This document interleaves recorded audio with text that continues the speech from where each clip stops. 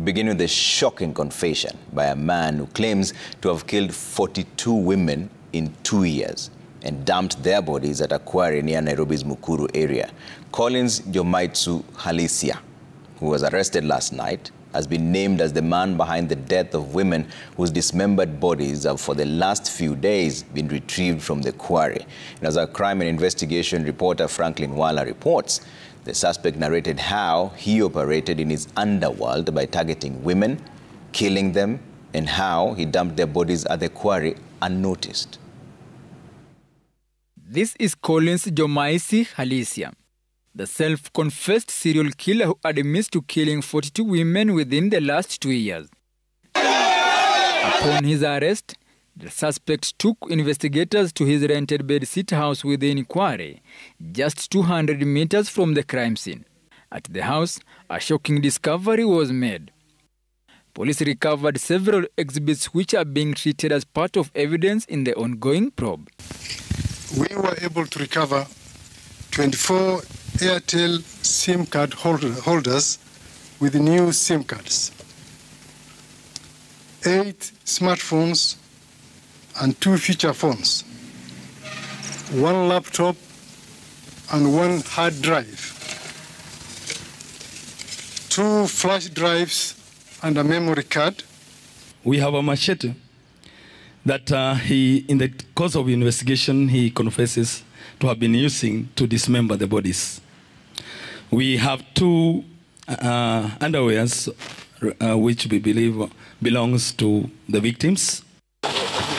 Police relied on a forensic report and data extracted from a contact trail of one of the missing person's mobile phone and SIM card to track down the suspect. One of the victims of the killings, Josephine Owino Murongo, was reported missing on 26 June 2024.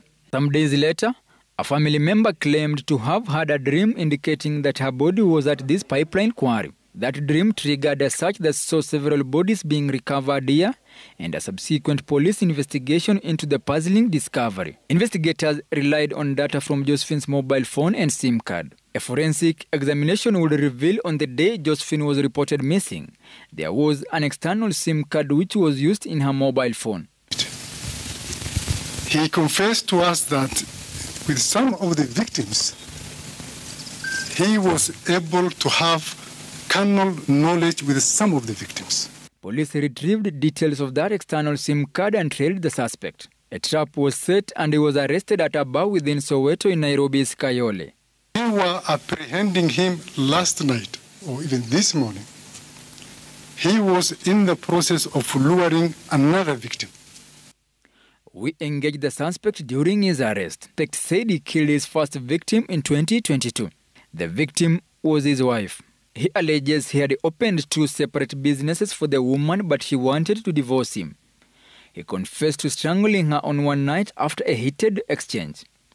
He then chopped her body and dumped it at this quarry next to his residence. The wife, Imelda Judith Kalenya, is suspected to be among bodies still inside the quarry.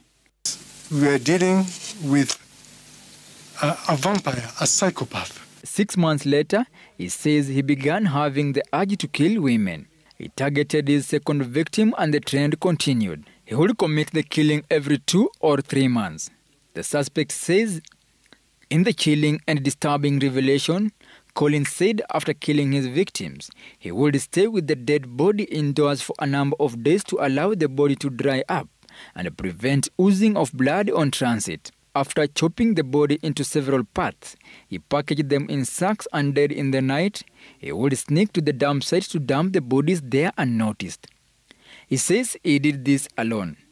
Any member of public with information that may aid the police in identifying the bodies or those who have cases of their missing persons to report to the DCI headquarters or the nearest police station.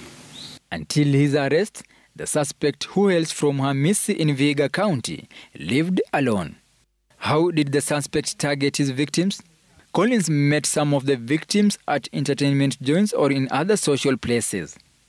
He would develop a relationship with them before luring them into his house within Kware area.